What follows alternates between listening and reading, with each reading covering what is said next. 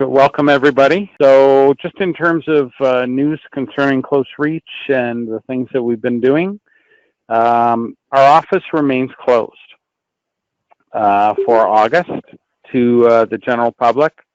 With the active cases in Ottawa up to 265 today from 40 a couple of weeks ago, we just think, out of an abundance of caution that the office will remain closed. Our training is still being delivered virtually, so we have a number of courses up on the training calendar, and a number of customers who are receiving that training virtually. For example, ESDC, we ran some training for some of their customers or their integrators last week, and shared services, we've got a schedule built out for them for the next 4 months. In terms of infrastructure update, as far as CloseReach is concerned, our ticketing and support portal has been moved from AWS to Azure. It's operating in Sharewell, and it's now up and running fully on Azure. So we've retired our AWS installation. There are some changes coming there. Rashab is working on some changes to put up all of our license forms. So it will be easier to request licenses through the portal with some specifics built out based on version and license types that are available in those different versions.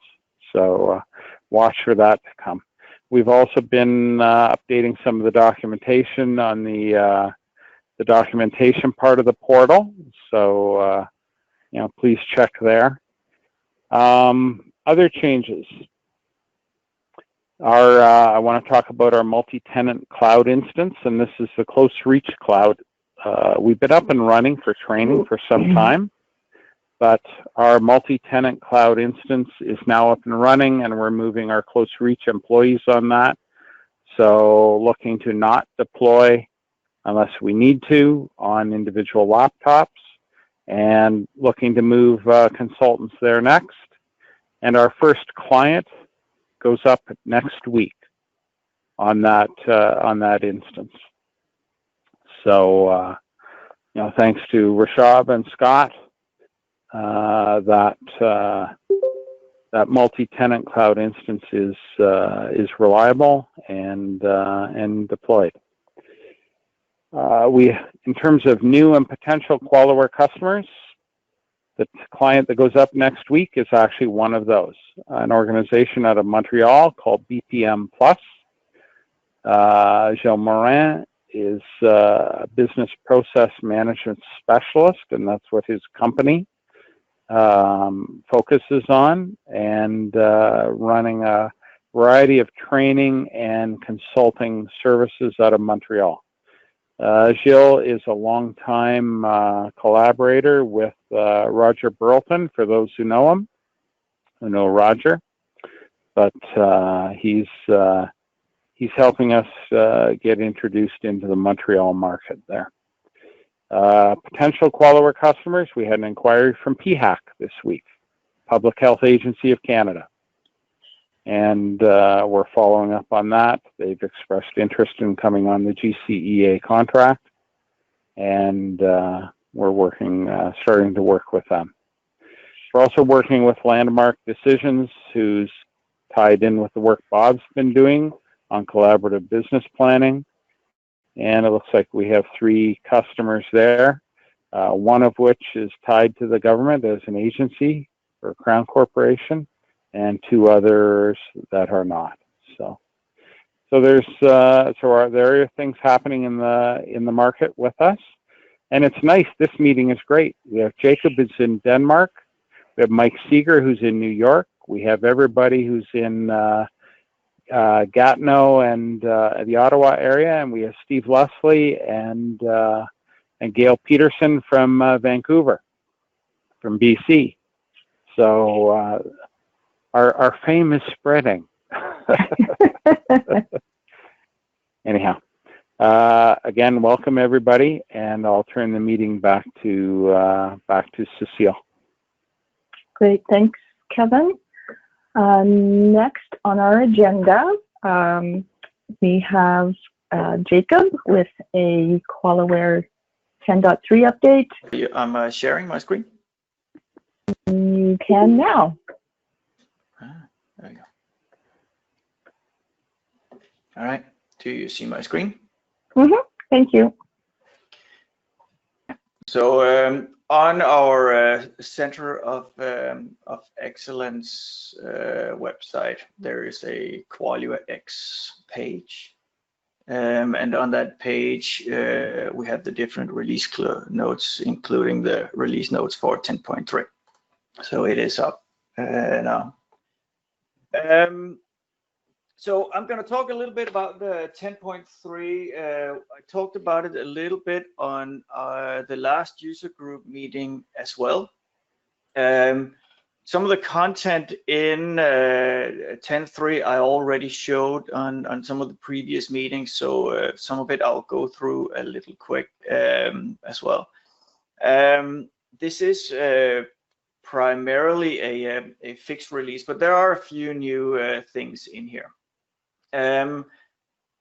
To start with, I did a presentation a month or two ago about the business continuity management, and especially after COVID-19, this has become increasingly interesting for a lot of organizations to focus on. We did that implementation. I demoed that earlier. It's based on or complies with the ISO 22301 standard as well. So it's in the release now. It's up under the risk menu under business continuity management, and there's a lot of different standard reports in here. So before I continue, a lot of what we see today, pretty much everything you see today, is related to the web front end. All the features that I show, all the reports, and everything that is configured is standard out of the box when you create a new repository. And QualiWare asks, do you want to load the publisher? All these menus and the underlying reports and features will be loaded into that repository. So you have samples of all the content, all the reports, and the queries behind them will be included when you initiate a new repository. So with the business continuity, and I'm not going to go through it again. We did that on a previous occasion, but there is an introduction in here. And then in here, there is a video as well. There's a 15-minute video that will go through how the business continuity management work inside QualiWare, go through the different editing views and so on as well. So there is an introduction in here as well. Now, at the end of the last meeting, I talked a little bit about the UN Global Compact and the UN Sustainability Development Goals. And I don't know how much that has been reaching the agenda in Canada, but it is a set of goals that hits both public and private sector as well. So we implemented all those in the out-of-the-box tool. So when you load the QualiWare standard publisher and change to the management view, you will get a new sustainability menu item in here. The UN sustainability has a couple of different segments in here. First, there's a couple of more generic strategic views in here. They don't really differentiate from any of the other content. The only thing is when you go in here and you ask for the business ecosystems. Now, right now, my demo here is empty because there are no business ecosystems in here that are tagged with the UN with a UN tag. So if I go in here and pick up a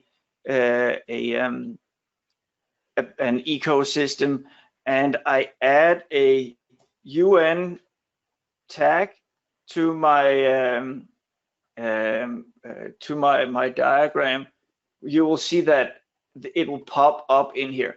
So it is just a filtered view on your strategy with all the strategic views that have been tagged with UN. So anything that has to do with the UN Global Compact and the sustainability goals as well.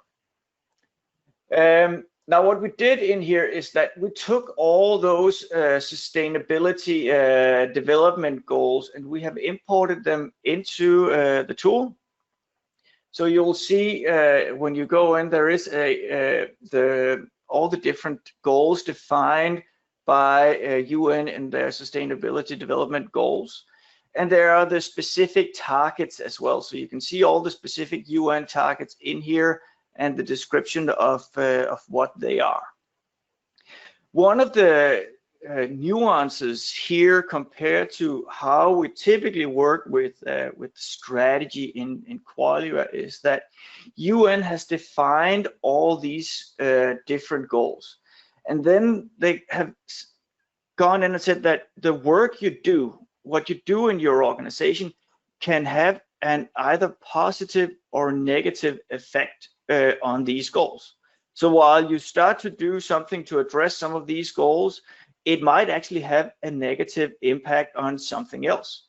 So when there is a process that deals with cleaning the car, it might actually improve our production, our industry, the way we operate, but it also might have a negative impact on the wastewater management in here. So if I pick a process and we just have a look at the attributes defined in here, what you will see is that now there is both on the web and in QualiWare, when you open the all objects, there are now a sustainable development goals, so the UN SDG goals, and in here you can see that there that a given, in this case, a process can have a positive effect on some goals and a negative effect on others. So what we have done here is just try to import all these in here and bring them out of the box, so it becomes easier to get started with the work of working toward those sustainability goals. We also took each of these goals in here and gave them a separate menu item. So when I go in and pick a specific goal, you will see that these goals are now broken down into each of the underlying targets. And what you have in here is the performance indicator defined by UN. And then you can see what objectives we have defined internally for our organization, what sort of KPIs we have defined related to these objectives, and where they are measured at. Each of these items in the menu have both a report and a spreadsheet, so an editing capability associated with it as well, so it becomes easier to maintain this from the browser view in here as well. Is my audio going through? Yeah, it's working fine. All right, perfect. At the end of all this, there is a report under this where it takes what's called the UN Global Compact. So the UN Global Compact is a 4 policies mapped up against 10 principles. And then what we took is we've done and mapped them up against the UN sustainability goals. So this is a report that shows how you as an organization actually try to comply or work against the policies defined by the UN Global Compact. So let's see here. I'll just jump into QualiWare's internal management system here. And when I click the same menu item in QualiWare's internal management system, you will now see that we have defined a lot of targets in here on that we are working against. There is a description.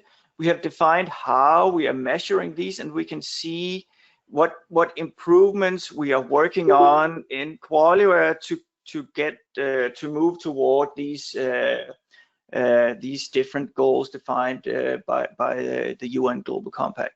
And actually, part of this is whenever we do our annual report, we go up and we take an export of this and generate and attach the PDF of this to our annual report, and which is part of that Global Compact requirements as well.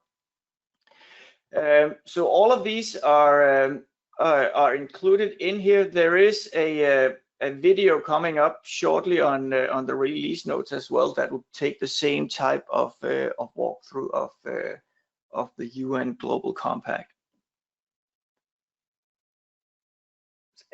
Are there any questions so far? I assume you'll just interrupt me if there are. Quiet group. Yeah. Was there a question? I think that might have just been me saying quiet group. Okay. All right. So there is a lot of new content and report in here, as I said, as part of that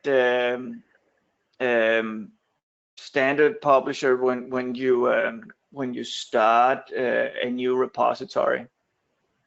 And I'm just going to circle a little bit back to that later, but I want to jump into to the next section here related to our repository explorer on the web. So I've shown the repository explorer before, and I'm going to do that again in a second. Until now, when you were on the web, you had the ability to navigate content in the repository either through links, navigating through links, or through the different type of reports you could generate in an overview you could generate in the menu. Some of those you can now do through the repository explorer as well, which means that the menu can also should serve a kind of a different purpose now. So in the repository explorer, we've integrated a context menu, and I'll go through that in a demo. But again, in here there is a full video recorded in here, so you can go in and have a look at this afterwards as well. So let me zoom this out here a little bit again. Up in the upper right corner, you have the repository explorer menu, and when you click that, it will take the repository in from the right. Out on the left, there's a couple of different things you will see out here. There are in top, there are all the templates. So below this point here, there's a list of all the different templates you have in the repository, and below that we have folders. So the same folders as you will see in QLM, you can show on the web as well.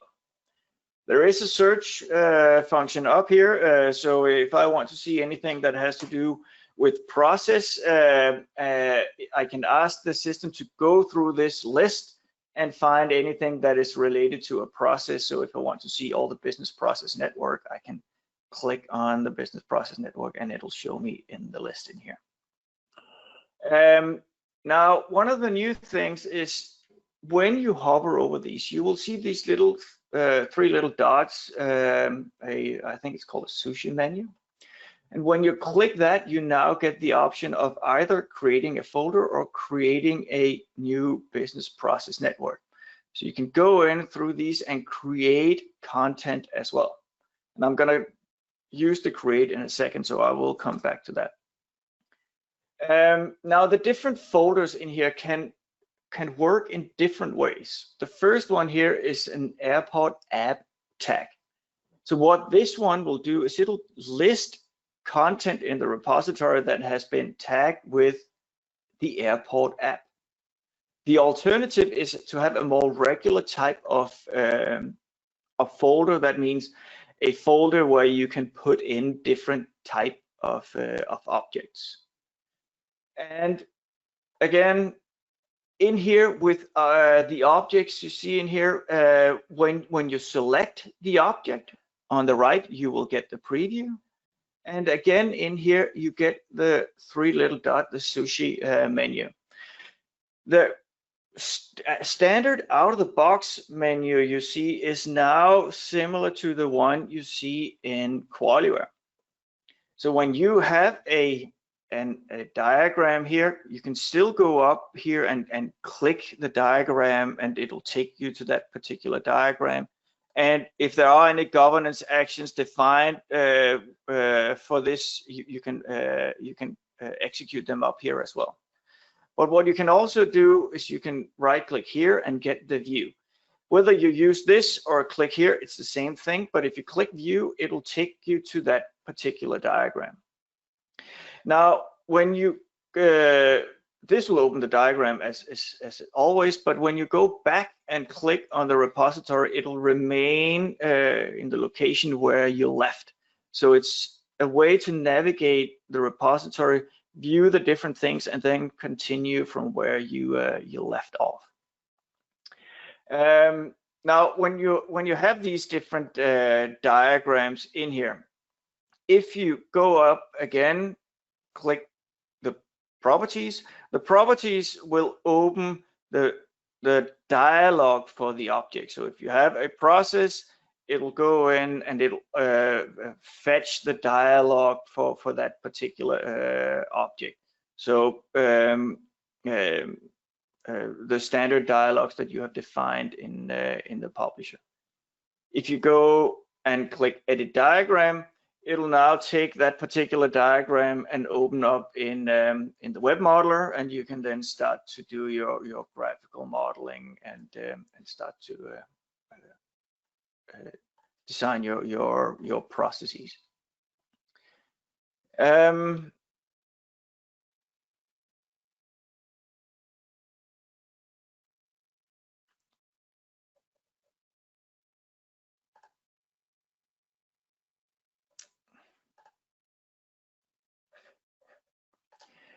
Now, if we go in and let's see here,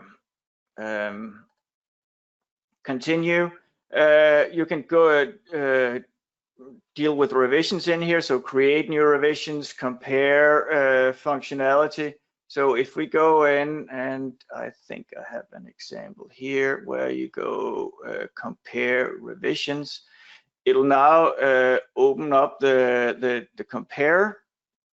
So now you see, in this case, a particular diagram in your base, and then somewhere where else in your repository, from a private workspace or another configuration.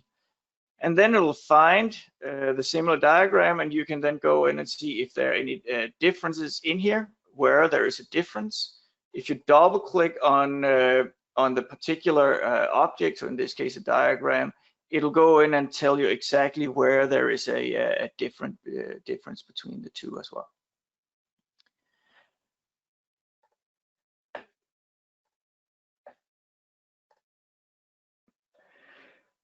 The hashtags in here, so instead of editing hashtags through the diagram view, you can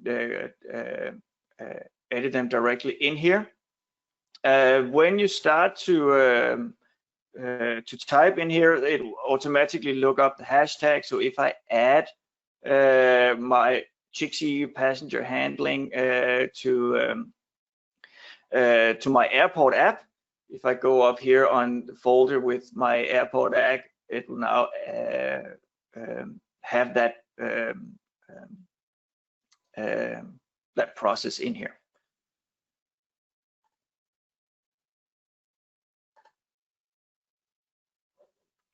I can collaborate. So the collaborate is just a quick way to, add a change request, non-conformance, and so on. It works the same way as you do from the diagram. So if I build a change request here, it will create a new request, change request, and automatically attach the business process network to that change request. So nothing new in that one. It's just a quicker way of getting access to these. Now the visualize, I'm going to come back to that in a minute as well, but you can call up the visualizer directly from these as well. So this is the new, our new way of doing context view and data visualization as well.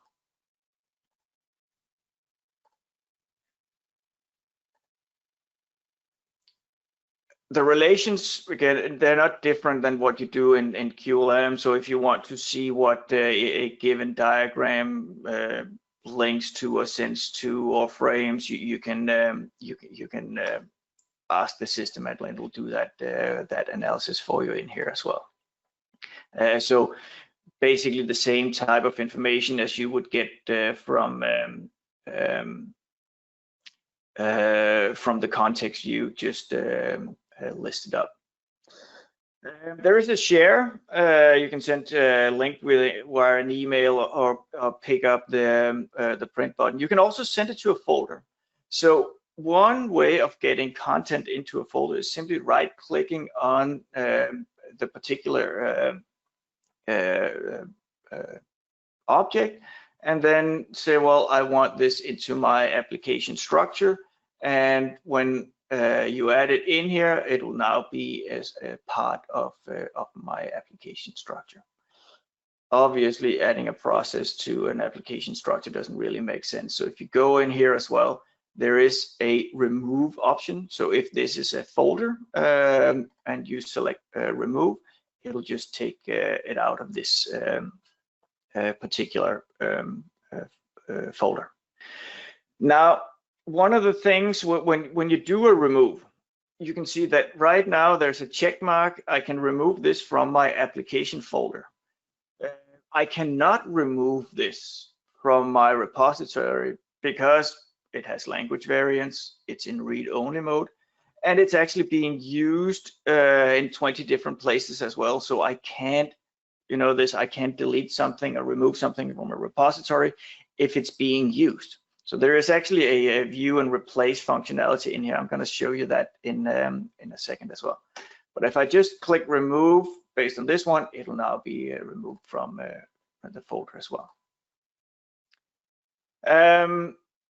I can go in here. I can create new content as well, and then I have the remove and replace options as well.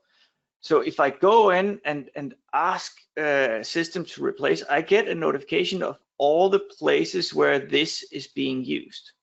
And then I can say, well, I actually don't want to replace it everywhere. I just want to replace it in one specific location. And then it will ask me, what do I want to replace it with? And then you can select any object in a repository, and then that will be put in place in here.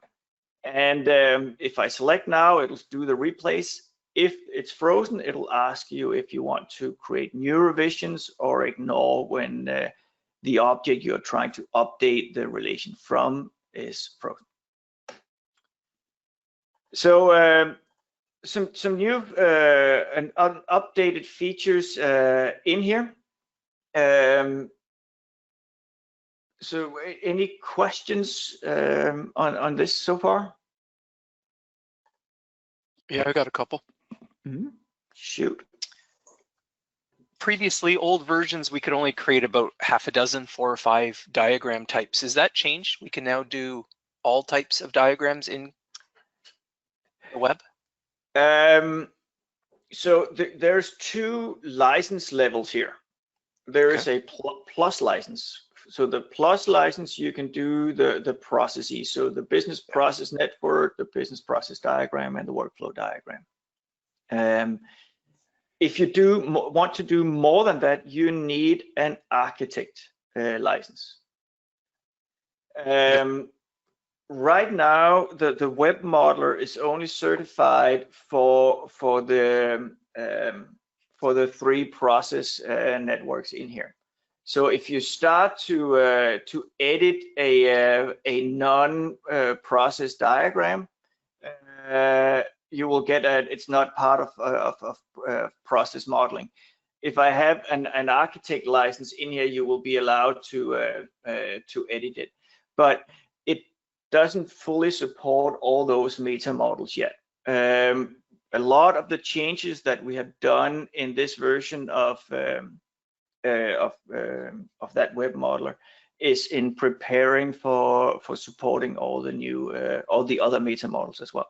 So the goal here is that you will be able to edit all your different process models from the web.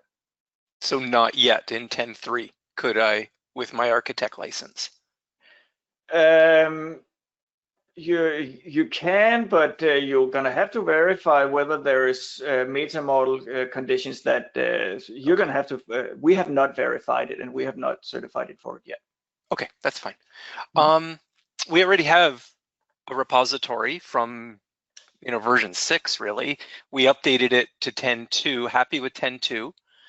Jumping to 10.3, I see a lot of changes with for example, the repository explorer. Do you recommend that we kind of back up the QEP, the HTML dialogue stuff, all the web stuff, and re-import to get the new features like the repository explorer, and then overwrite some of our things and re-import some of our things? Do I need to? Like, I'm thinking the repository explorer has some settings in it that my 10.2 version does not know about. Yeah, I mean, there's different ways of doing it. You can also create a new repository and just move what you need over to your previous one, right? So you can actually use your compare function to do that if you want. So it depends a little bit. Depends on what you have done, but there's no problem in trying. Take a copy of, do an export of what you have, put it into a new repository, and try to import this on top of it and map it up. All right. But it is something that I have to worry about, is getting the 10.3 content into my repository. I should do some type of import or create a new repository to get that in. Yeah, if you create a new one, it will come in automatically. If you have an existing one, there is an under the QIS HTML there, you will have that standard publisher in here, so you can just import that on top of it of existing. That works fine. Yep. Okay. Thank you.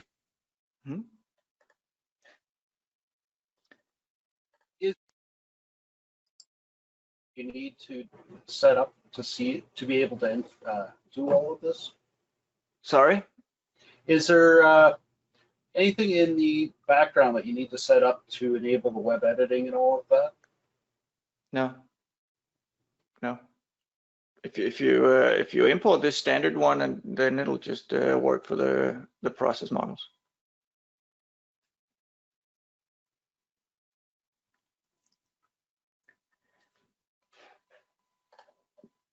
I'll just go in and we'll just try to create a new business process diagram.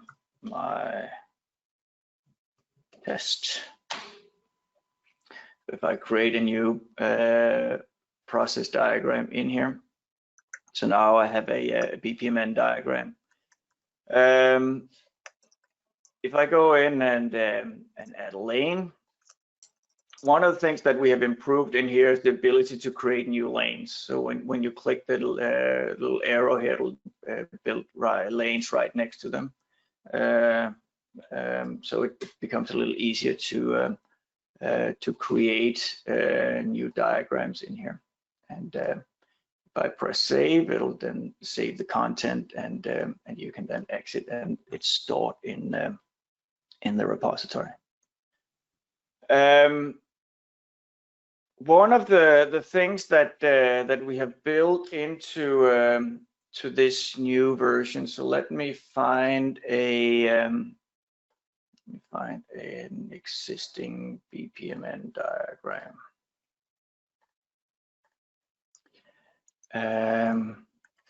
Here I have an existing diagram. Now, one of the things that is new in this version here is, see if I go in and add a new pool here, and then you start to do all your different modeling and adjust a diagram, and then you accidentally do something like changing the window and didn't save anything. So if I go back here and find my BPMN runway, it's not in there. But if I do an edit diagram, it should, depending on the timing, I was too quick. I have to wait for a timer, but I think it's every 30 seconds or so, this will actually be stored in memory.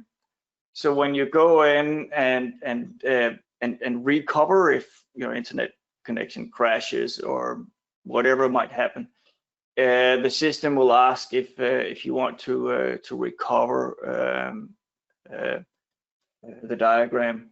So it'll pop up with a window that looks like this. You have an unsaved version of this model. Press import to load the model in. I see here if I can force it to do it here and show you how it would look.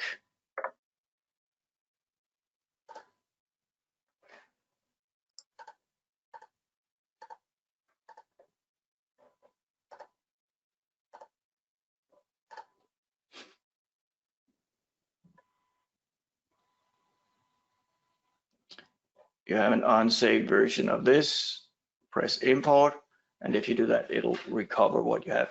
So we there are some challenges with the web modeler in 10.2. So if you have unstable networks, I would definitely not recommend that you use it. We improved that here. That's awesome. Thank you for that.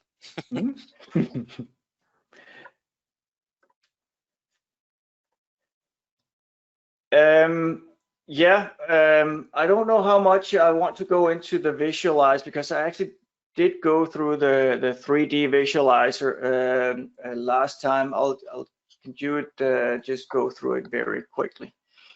So the visualize component in here can do two things. It can take and visualize a set of data. So a set of data you would typically present through one of these list views, where you can, based on any type of query, you can show a set of data. And this data you can then do different type of sorting on. If you take this data and press the visualize, it'll take all the data in your table and do a graphical rendering of that data. And if you have a lot of data, you'll get a very dense type of model. So that might not be a good idea. We have done some work in here, so even if it is dense, when you hover over these, it'll zoom in on them a little bit, so you get an idea of what you're focusing on. And if you click on them, you can get a quick view on some of the attributes on these. But again, it might be a little too congested when you do it like this. now these tables in here, you have different abilities to do filtering or pivoting, so you can pivot over some of these fields as well to make it easier to get an overview. You can put in these filters in top here to make a more focused type of view. So if I focus on capabilities that are differentiators and then do a pivot over maturity, I get a kind of a different type of chart. And if I want to focus even further on, in this case, capabilities that are important to us, but where the maturity is inconsistent, and then do a visualize, now I get a little bit more focused view on my visualization. So in here, there's a couple of different things that you can do with these different objects. When you right-click on them, if you select focus, what it'll do is it'll take that particular object and find the relations that it is kind of engaged in or involved in here, and then collapse everything else. And I can go in and I can clear all these again. I can also go in and select highlight. So what highlight will do is it'll take everywhere where this Chixie beacon here is present and show those, and then collapse where this particular object is not present. And again, this is just to navigate a set of data. In here, if you right-click on it, it also has something called show links. So when you do a show link, it'll do a 3D rendering of the links behind, in this case, a particular process. So you can start to look at the type of links that are below. Now, instead of just looking at the link, you can actually do a right-click and then an explorer. What this will do is it will move it away from visualizing data to actually visualizing the relationship. So now it zooms in on that particular process. On the left, you see these little red renderings here. On the left, you see anything that is referencing this, in this case, the process you have in focus. So the backward relations, and on the right, you have everything that this particular process points to. And now you can keep right-click and Explorer, and it'll now zoom in to that particular, in this case, an IT system, and navigate through all these different relationships. And all of these will be stored in a breadcrumb up here, so you have the ability to go back to the original drawing and see what the set of data that you actually came from. I've been looking to do that explore feature, what you just did. So looking forward to jumping to 10.3. Thank you. Yeah, and again, we've put a lot of work into making sure that it becomes easy to have access to this. So it should be as simple of just either importing that standard publisher if you have existing content, or just creating a new repository and say yes to the standard publisher, and you will have all this available in here. Great, thank you. Yeah. Okay. So and just when Kevin said that CloseReach didn't have the release notes, I put them up. We got them up this just 2 hours before this meeting. So that's why. That was kind of sneaky, because I've been looking for those release notes. I know. I'm thinking they're not there. They're not there. What's he going to do for the presentation? We are a sneaky bunch. Sorry about that, but it's there now. So everyone, thank you very much, Jacob. Appreciate that. So everyone, you can expect an email from us tomorrow with the instructions on how to download 10.3 and the link to the release notes. Wonderful. Thank you, Jacob. All right. Well, thank you, and I'm gonna go to bed. So good night. Good day, everyone. Have a good sleep. Night. Bye-bye. Thanks. Bye. Okay, Screen. so next up on our agenda is JR from ESDC. He's going to talk to us about the implementation of QEP. Feel free to put your questions into the chat panel if you want, or take yourself off mute and ask them verbally. I think, would you prefer everybody to wait till the end, or do you want people to jump in? No, jump in, because I'm probably going to fly through a lot of different things. It's similar to what Jacob did, but it's just how he doesn't get into the hows he did things. So if there's something that it's like, oh, I didn't know you could do that, I'll jump into QLM and show you how. So I'm going to fly through a couple things, and if there's like, oh, let's talk. So yes, interrupt, please. Okay, great. Thank you. So we would know that this is the mega menu from Denise. I learned a lot from Denise's course, so definitely take the course from her. Which course where do I is want to that? start?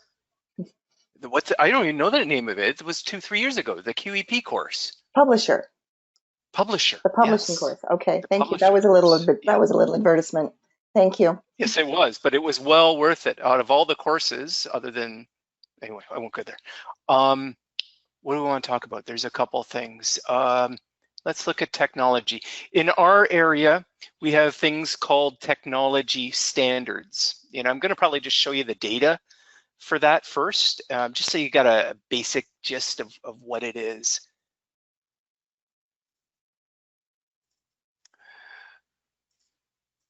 So technology standards contain a bunch of components.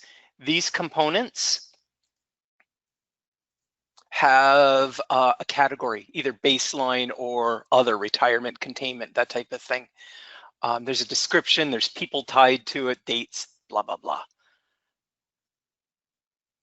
So in here, when Jacob was giving the demo, you saw graphs on the right-hand side. Normally, the graphs that you see are for everything. So if I was to look at technology standard, it would be a list, a count of all the technology standards that are in baseline or all containment. And that's not what I was looking for. I wanted, when I click on a standard, I want that graph to change. Let me just scroll down. So this one has a baseline, there's 6 apps that are in accessibility, and you'll see that it'll change when I do this. And there, this one's at 11. And it was to be able to change the content based on what I selected. That was a wow, awesome moment for me, as well as report. So I think we've all had the basics on report template, if that's the right term. And oh, it's been a while since I've selected this. So the first time it takes a bit for it to load, so just give this a minute. But this is the formal report that can be generated. This changes based on what I selected. So if I flipped another one, you'd see that the template would change. These are QRVs in here. And again, I'm looking at just show me the baseline apps versus the retirement app. So, you know, it's giving you a count of what the retirements are for this application. And then you can list all of the applications. So that was kind of key for me, for it to be able to change on the fly. Looking for home here. The other thing that we're doing in the BA world is we would have a project. Now we got a lot of projects on the go, so we're really setting up a workspace for every project.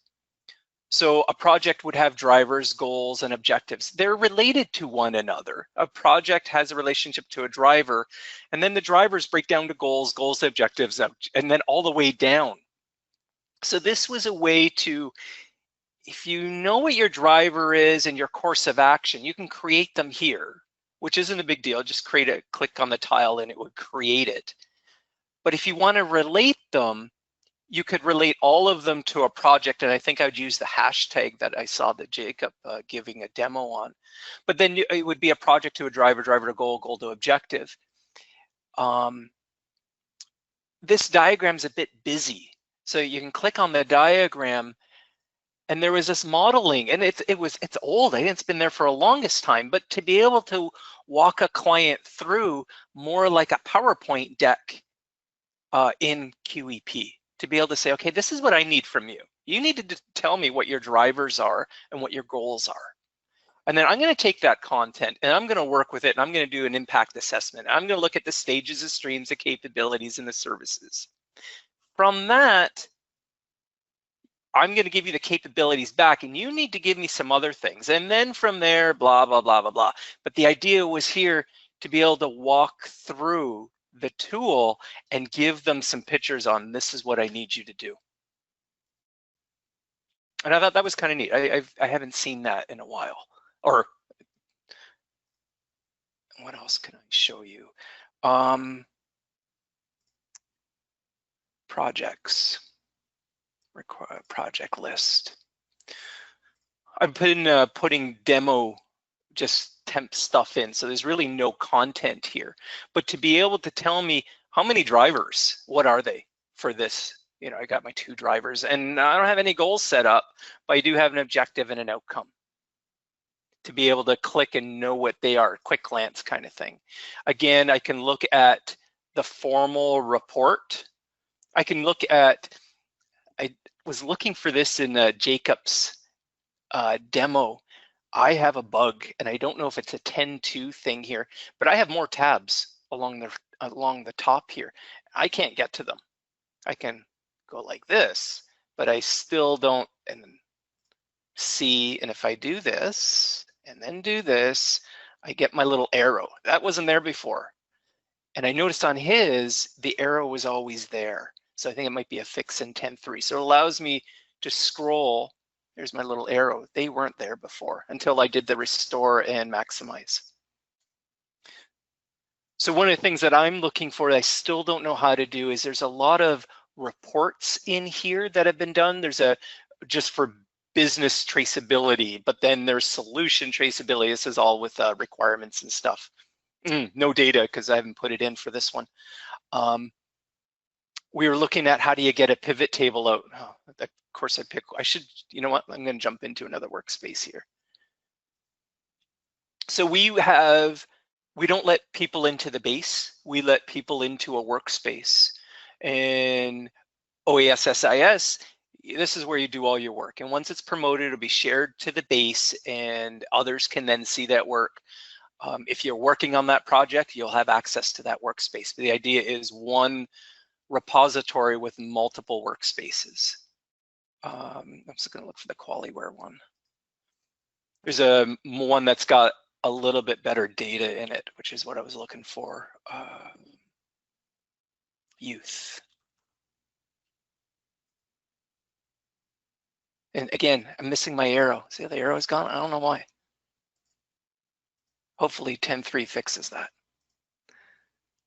I can get a traceability. Oh, I was in the wrong one. There's a traceability report that goes the goal, the objective, and shows you all of that, which is great to send to a PDF, but at times, and Excel, but sometimes you want that formal report to be able to talk about the drivers and the goals and the other things that are details of the driver and the goal, like the description and other things in there.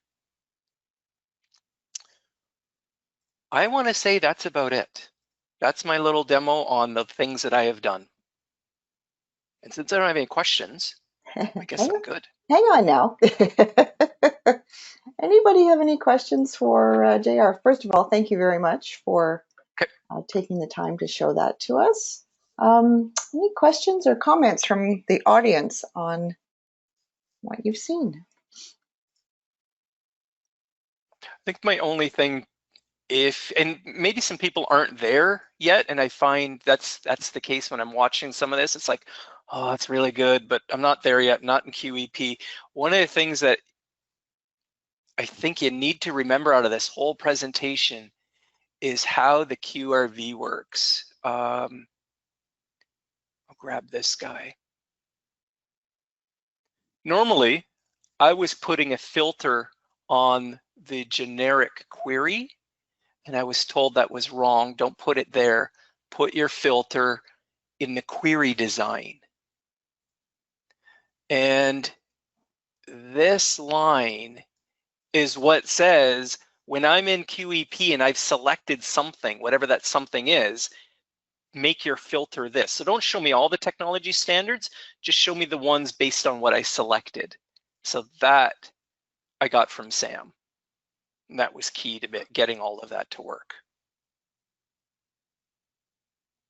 And then once you put a filter here, because I didn't, if I run it here and then try to show my results or a preview here, it'd be empty because I didn't select that filter, and that filter is really filtering everything out. So what you would do is you would put in a concerns. So that way I could see my results, but this doesn't get passed into QEP. So I can now do a preview and look at what the access control is. I don't even know what the filter was set for, but baseline. But now when I apply that to QEP, it's going to apply it for, it ignores this concerns field.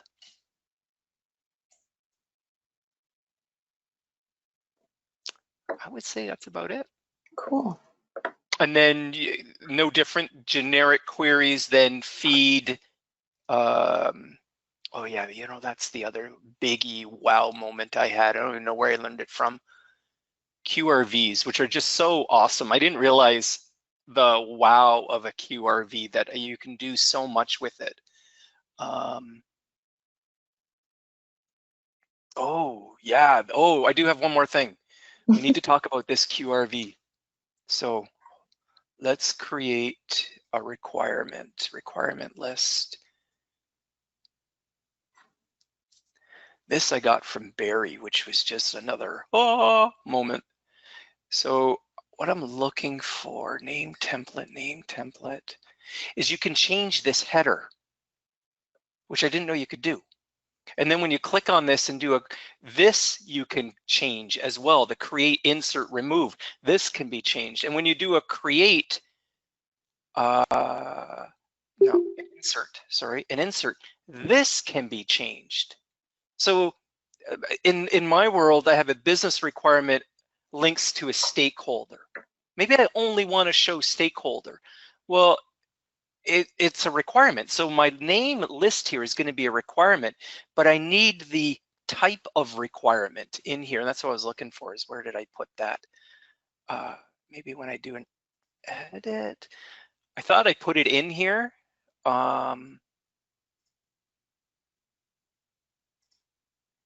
Insert. Anyway, this is all controlled by the QRV, which I didn't realize. Out of Denise's course, Denise, I didn't understand multi-link and select, and now I get it. That select is this select, no, is this select. I select them. And if it's a multi-link, these settings is the multi-link, which I didn't realize. So when I look at a create, edit, insert, in this case, wherever this one is, I'm only letting you do an insert. I am not letting you do a create. And I didn't realize the power there. And it wasn't until Barry explained it, I went, oh, that is awesome. And then you know that the select is also used for the single link items. Single link? So that, yes, it is. Yeah. Yes, so you yes, can it is. sort the Yes. list of what's showing in the select as well. Yes, and then tying this QRV into the dialog layout. If I knew which one it was, it's got to be under requirement. I would have thought, oh. Anyway, I will show you where you would do it. Normally, this is your settings. It lists only the requirements here. Copy and paste the QRV to link the QRV into the dialog layout. That way, when you put the QRV here, this all gets configured based on that QRV. That was another moment. That's it. That's all I got. Cool. Thank you very much, JR. And it's so well documented in their document. So yes, it's obvious. I don't know why it took you so long to figure it out. I know. Well, I'm not the smartest No, but how I so would normally obvious. do it is Great. oh, and then there was the other QRV. You know, QRVs can get fed from a query design, but that was, I think, covered on Denise's course. And I keep saying Denise's course, but anyway, that's where I got my training from. It's here. You do your grid settings and you select your generic query from here, and then do a build, and it just wipes out everything that you've done that manually did and just builds it from the QRV. And you get a lot more control doing it this way, because you can, your query design can go in all kinds of directions. Here I went 3, but you can have like 20 different things here, and your QRV could see all that, which is just awesome. Now I'm done. I keep Great. saying I'm done. Yes, you're done. Now you're done. Thank you done. very much, JR. You're officially done. Goodbye. Okay. I'm just kidding. I'm kidding. Great. Thank you very much. I do appreciate that. We are going to move along to Gail, and I am going to make Gail the presenter. And thank you again, JR. Appreciate that. Folks, if you all know JR, if you have questions. If you don't know JR, you can email me, and I will introduce you to JR for those of you who were new to the meeting today. If you have follow-up emails on the link there on the chat. You can email me directly as well. Oh, great. Thank you. I appreciate that. No worries. Great. So I'd like to turn things over to Gail Peterson from Fortig. Gail is going to take us through a demonstration of her Asset Performance Accelerator, and she will introduce herself properly. So I'm not going to try to do that. So Gail, I'll pass things over to you. Thank you very much. Thank you, Cecile. Fortig is a business solution. So as I mentioned before, I'm very, very excited to take you through. It's powered by QualiWare, and let's take a look. I've got a bit of a presentation here. Wait a second here. Boom, boom. It's not working here. Uh-oh. And we practiced and everything. We did. There you go. Oh, all right, there we go. So what we're going to be looking at is a synergistic solution, a living management system for asset-intensive organizations. So ISO defines the standard for management systems, whether it's quality, whether it's risk, whether it's asset management, and a dozen others. Fortig was created as a sustainable solution, and its mission is really to unlock the value in physical assets. What I'm showing here is the largest university campus in Peru, the Catholic University, and our vision is to assist business leaders to solve problems, make decisions, and become market leaders. It's really, and you'll see why here. Oh, and I want to say, please interrupt if a question pops up. That's the time to ask it. So what is Fortig? It's an asset performance accelerator. Everything we do is driven by acceleration. Rich content powered by technology. So QualiWare's EA platform is our technology platform, and we have our content loaded on top. Our goal was really to create a reusable, scalable solution. All asset intensive industries, between 80 and 90% of managing capital intensive assets or these heavy duty physical assets is common across all asset intensive industries. The other 20 to 10% is vocabulary, are issues specific to that industry, and the final is the issues specific to an organization. So right now we're agnostic in information technology and operational technology. That can change. Just to give you a few ideas of where we've been and the type of benefits we get. We've been at UCSD. They had a material spend problem. We actually solved it. We had a recycled paper mill that was going to be shut down or turned around.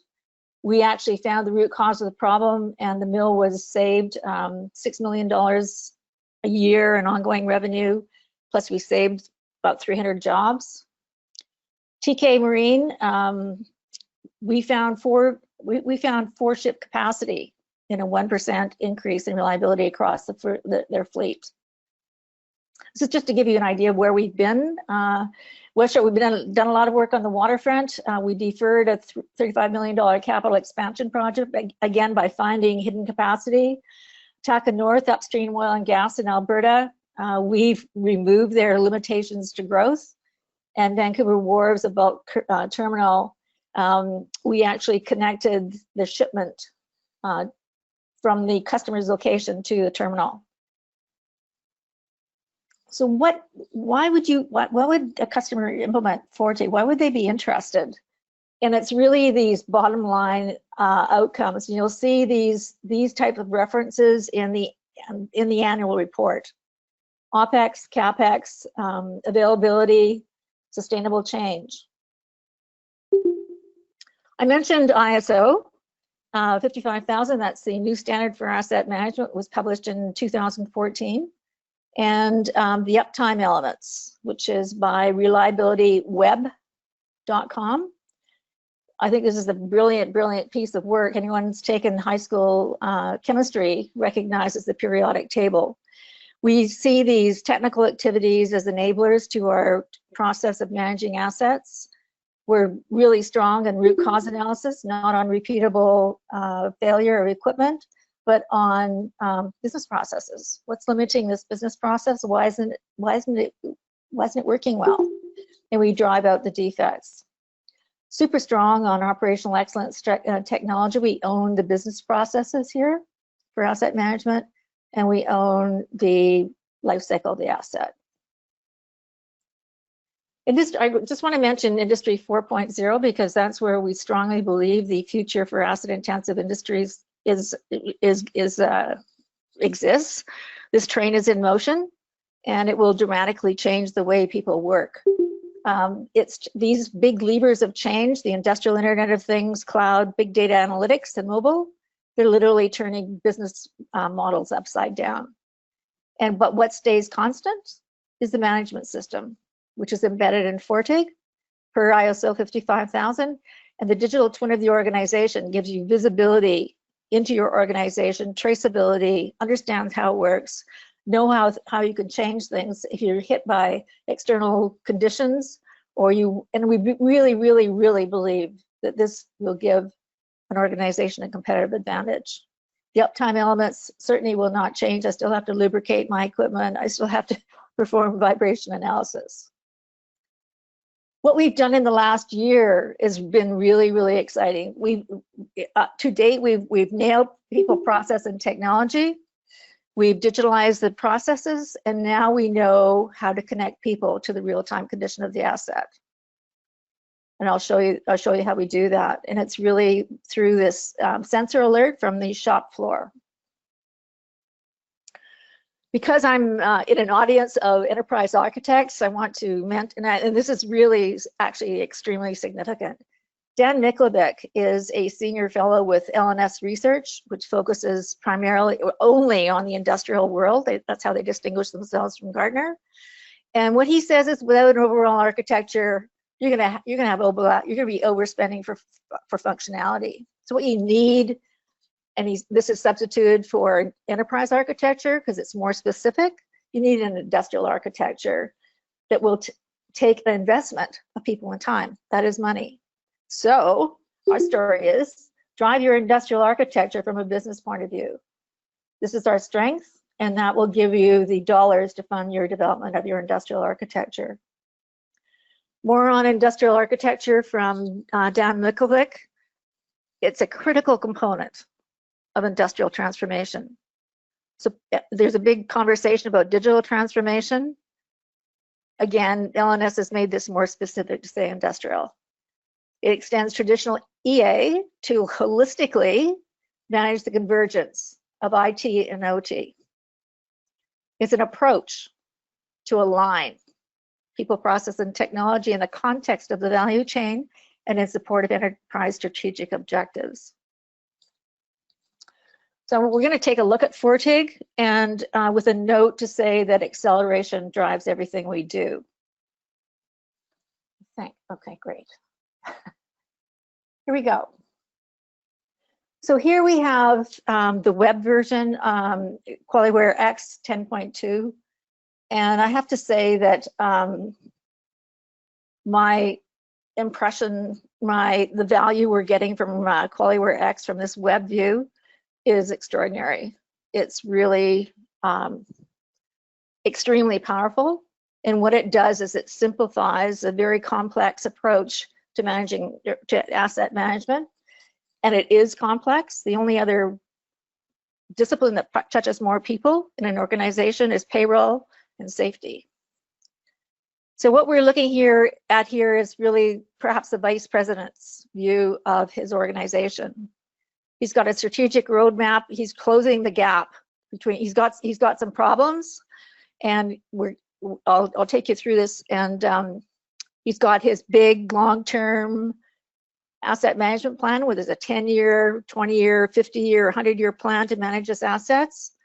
And then that breaks out into his asset management plan, his 3 to 5 year plan. We've got the external view, who's interested, who are the stakeholders of the asset who are external. We've got a KPA dashboard. We've got our level 0 capability model, which is ultimately to our business processes, customer journey. And I want to take you through here. This was an interesting piece of work.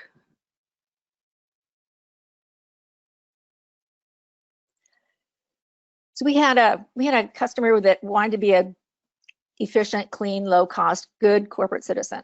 So remember, these are smokestack industries. And they wanted to be a top quartile performer in 3 years, but they had some limitations. So what we did was we did a SWOT analysis, looking for what the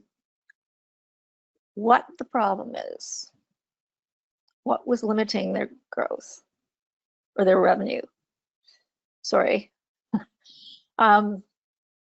So here we have their mission, their vision. And if you looked at their threats, here we have the aging and expanding plant, flat growth, and declining profits, which is what showed up to the CEO to say, hey, we have a problem. We're not going to be a top quartile performer in 3 years with these kinds of conditions. It's impossible. So he said to his VP of operations, go figure it out and solve the problem. So we had customer complaints too, and we also had our asset management strategy was not linked to our business strategy, which is one of the requirements of ISO 55000. We looked over here in the weaknesses. We had unplanned maintenance, which meant we had breakdowns. And not only that, we had recurring equipment problems. And these two conditions gave rise to late production, late deliveries. And you just have to stand back and take a look to think that, to conclude that late deliveries are really a source for customer complaints. And that's what they discovered. That's what they concluded out of this root cause analysis. I should mention also that this is complete vanilla QualiWare out of the box, and I think that's one of the powers of this particular solution, because we'll be able to move very easily and migrate upwards with no problem. So all of the threats that you saw on the SWOT. Gail, could you make it just a little bit bigger? The text. Yeah, for sure, absolutely. I wanted to give you the whole view. I'll just talk a bit about the whole view. Learning and growth, which is technology, people, environment, and social, along with finances, triple bottom line, and internal business processes. These are the things that we can do internally to influence our customer perspective and our financial outcomes.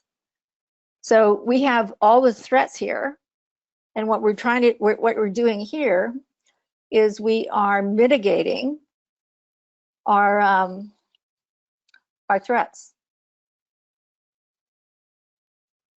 We have weaknesses, and what we want to do is we want to knock those weaknesses out. And we have, so all these strategic objectives here were built from the SWOT. It's like, this is what we need to do to actually close this value gap, and actually get a significant contribution from our asset base. So if my value gap is really 30 units of whatever, then I can with confidence say we're gonna peel off 17 of those. And here's how we're gonna do it. These are our strategic objectives.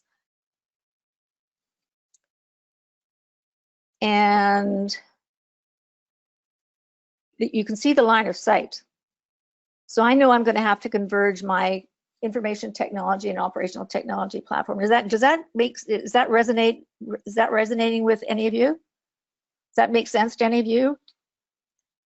What's happening is those operational technologies on the shop floor, all your distributed control systems, PLCs that actually run and monitor the process, those technologies have to be merged with the information technologies because we need that operational technology data. That's the big data. That's the big data for source of big data analytics. So if I've got that platform, I'm going to make sure my employees are capable, and they're going to be able to comply with regulations, and they're going to make sure we've got reliable assets. I'm going to be able to produce by due date. Woohoo! Deliver on time, retain and attract, use that to retain and attract customers. I'm going to be a low-cost O&M supplier. I'm going to increase my revenue and my profitability. So how am I going to do that? Seriously, how am I going to do that? So that's vertical line of sight.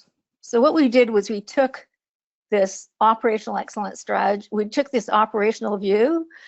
Any asset-intensive organization has to be, by definition, they have to have an operational excellence theme, by definition. So what we did down here, we said, okay, in order to have this platform, I've got to have these two initiatives,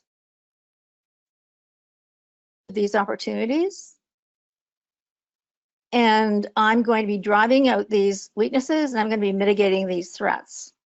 I'm going to measure how well I'm doing on these two initiatives to actually meet my strategic objective. Now, what's interesting about this is that SWOT analysis was developed with the senior leadership team. These are the strategic objectives that they are incented by. This is what's going to keep them very interested in what we're doing with our assets, and this is what is going to put asset management on the executive agenda. And that's really, really significant because it typically it doesn't exist there. So you can see line of sight going across here, and we're measuring. So I've got a good handle on my costs, I've got a good handle on my benefits, and I've got a very strong basis for a business case. If we look at these transformation plans, we've got two views here. One is by, again, financial data. Sorry, where am I? Yes. Okay, learning and growth. I've got all these initiatives, and these initiatives break down into one or more, or sorry, these initiatives break down into one or more projects right here. And I have another view. I have another view here to,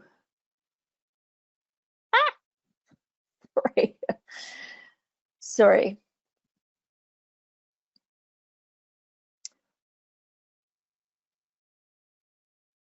Which shows more of a Gantt chart view of how things are going to roll out in a logical build sequence. Any questions so far? There was one question, Gail, earlier, but I think Eve had to drop off. He was asking about He was asking about process simulation features for analysis, but I don't know that. About what, sorry? He asked if you had process simulation features for the analysis, but he had to drop off, so he's not available to expand on what he was asking. It's really an interesting question. We are connecting to, let me show you this one here. So what we're doing here, if I show you this production situation, what I'm showing you is this used to be a whiteboard, and now everybody in the plant can see it. So at the production meeting, the first thing that the plant manager asks is, what happened today? What happened in the last 24 hours? So there's a list. And then this list gets assigned to an owner, and they get 4 days to solve it. If it's not 4 days, it turns into, and not solved, it turns into a little project. And if it's not solved in 2 weeks, it turns into a bigger project. And normally this would be totally full. We also want to know what went well today. So this kind of answers Steve's question. This sensor alert list, all we know from the shop floor, the simulator at the shop floor, is just telling us that a sensor went wrong. Could be the sensor died.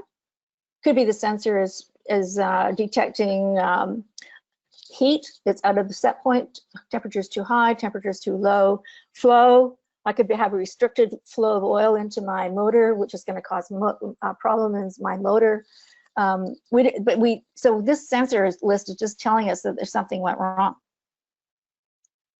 So now we get to look at this sensor list and assign it.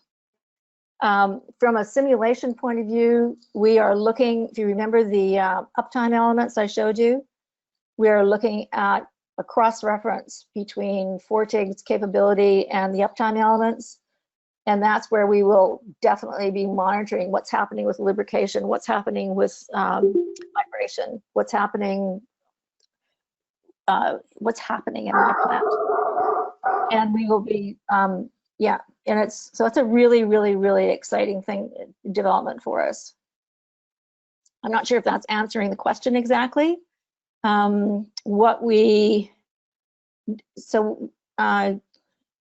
sensors will come in as problems. We'll be harvesting the sensor alerts from the data historian, and then we'll be looking at that list in this particular production situation. Thank you. So, and here we've got a view of the from manager of maintenance. He's got a smaller view, a smaller area of responsibility, big responsibility, and we're looking at the top 5. What we know is that not everybody is interested in the same thing. And if I look at my to-do list here, we're looking at these DTP alerts, for example. They're going through the workflow in terms of how they're being managed. This one's under investigation. This one's being handled. These 2 are just registered, for example. And enterprise design is interesting because that's the outside-in view that we're looking at. We have the living management system, which is really documentation to understand really how this thing being Fortig is put together and what its intent is. We want Fortig to be like the telephone, cannot live without it. We want it to be a one-stop shop for everyone from tradespeople to supervisors to middle managers to vice presidents, procurement. We want IT, stores where I'm storing my spare parts and capital spares. We want it to be across the organization, engineering, maintenance, operations.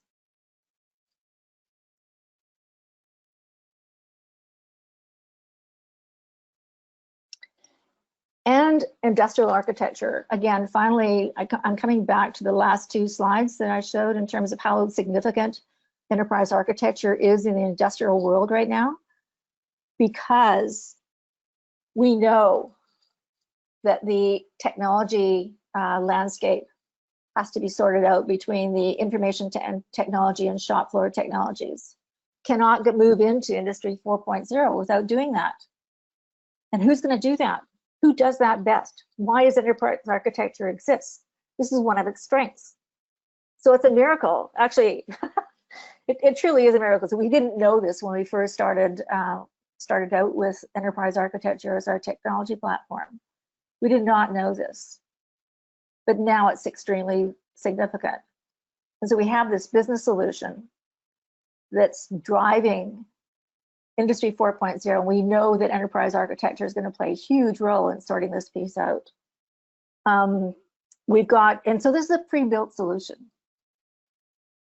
We've got our data architecture, we've got technology landscape, got our business process, which is what we do, what the organization does. We drill down into these business processes. We go down 5 levels. We've got between 550 and 600 business processes defined in here.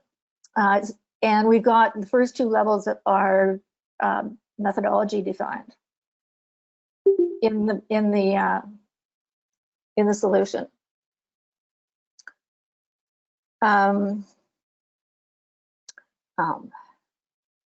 Any questions?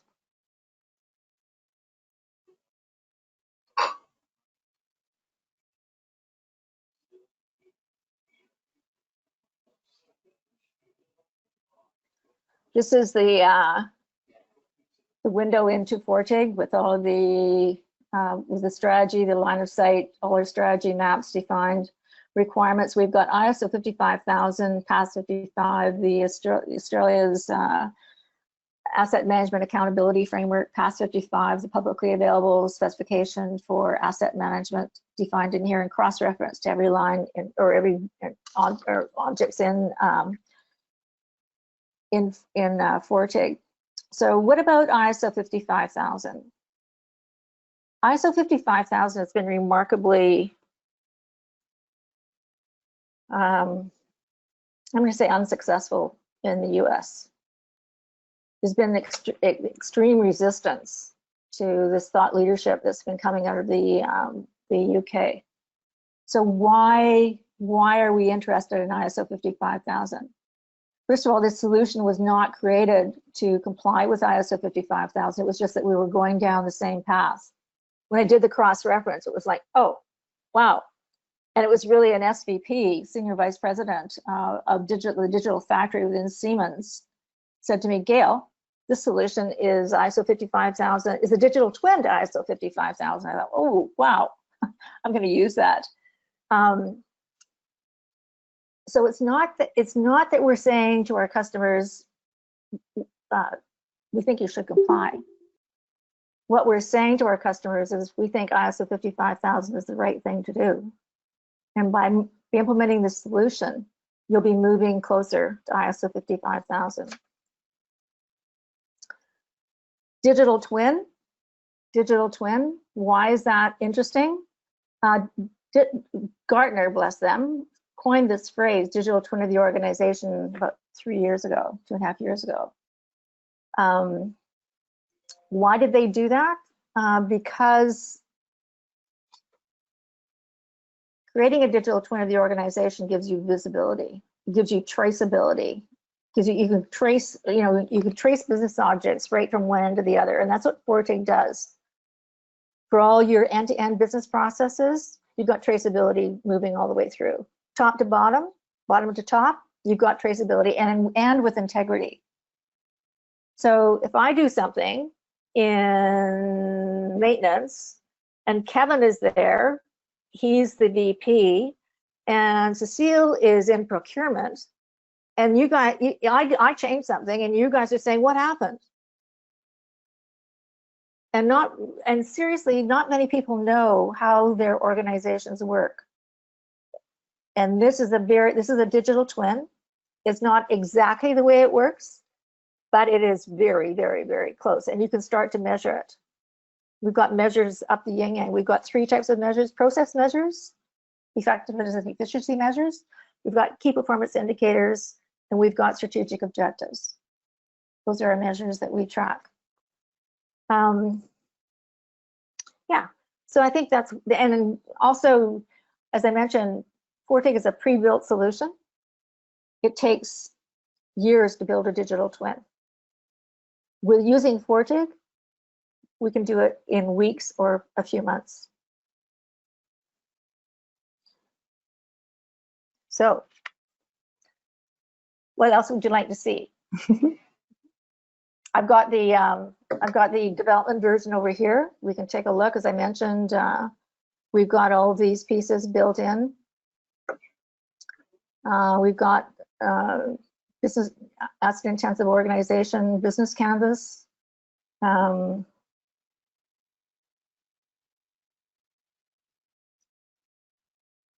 Again, here's where I actually make money.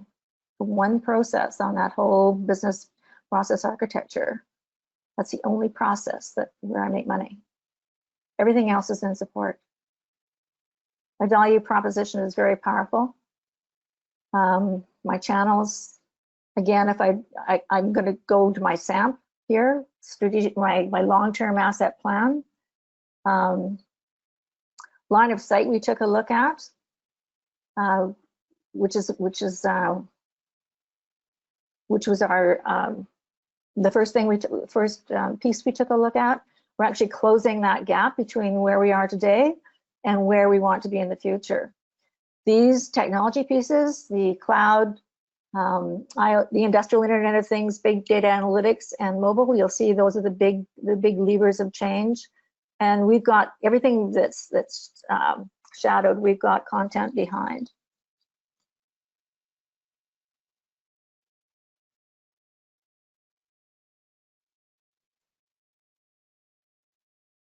And then I moved to my shorter term asset management plan.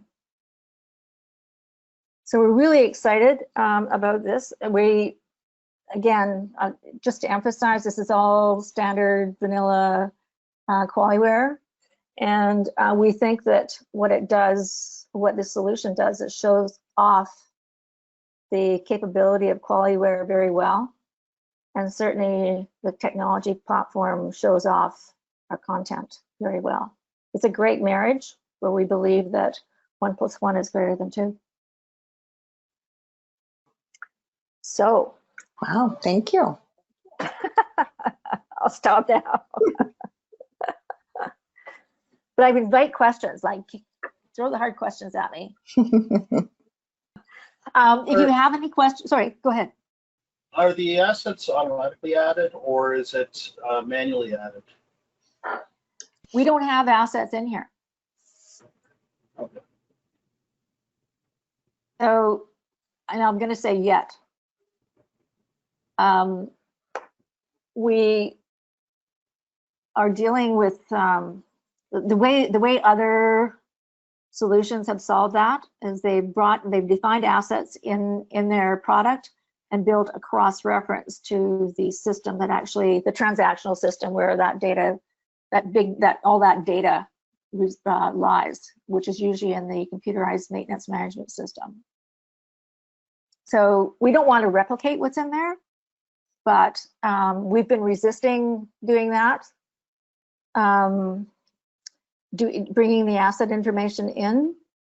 What we want to know is we're really interested in what's happening with those strategic assets or strategic objectives, sorry. And so we're pulling data in to be able to populate those. And when we move towards the uptime elements, it's going to be really interesting to be able to give the data that managers actually need. Sorry, pressing on the one button here.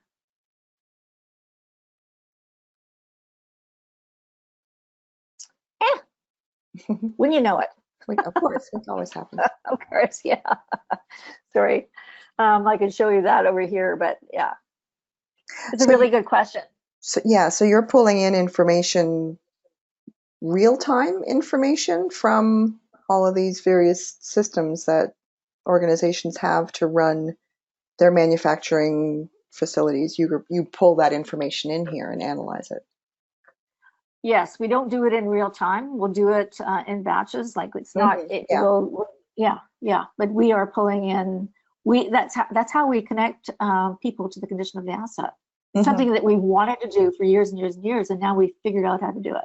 And we do it through QualiWare's backend. Sorry. And then financial information. And then financial information as well. Absolutely. Yeah. Absolutely. There are four assets that actually support the asset portfolio. So one is financial, you mentioned. Another is data and technology. The third is people. And the fourth is intangibles such as reputation and brand, those kinds of things. Interesting. It's really interesting. Thank you. My pleasure. Any other questions for Gail? I had a couple of comments. Bob says, great use of QualiWare. Thank you, Gail, for the interesting presentation. Yeah, any other questions or comments from folks before we thank Gail?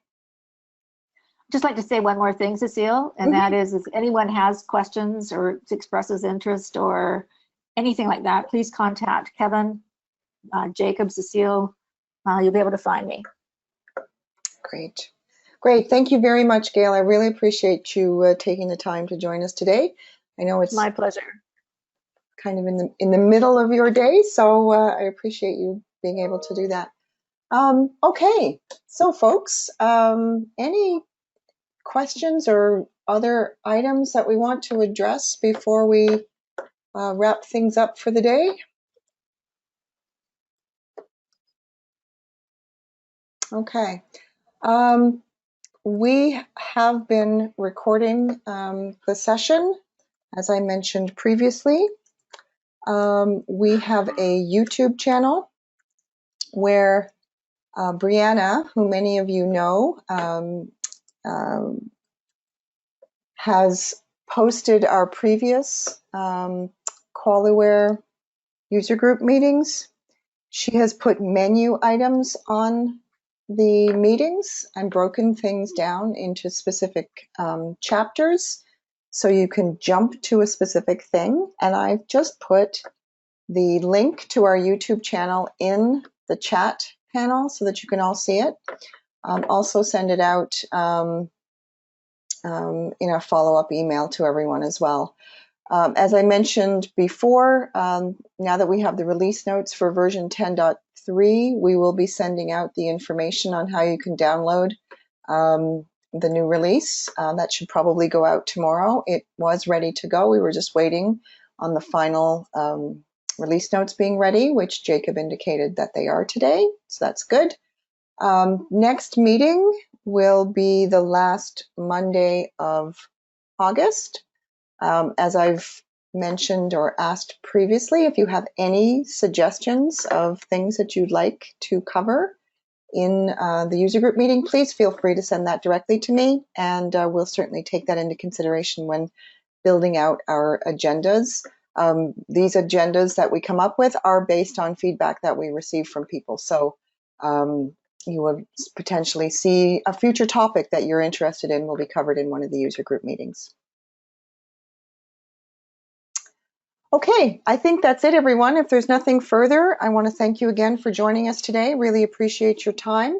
Hope everyone is staying safe, and we will see you all again in about another month.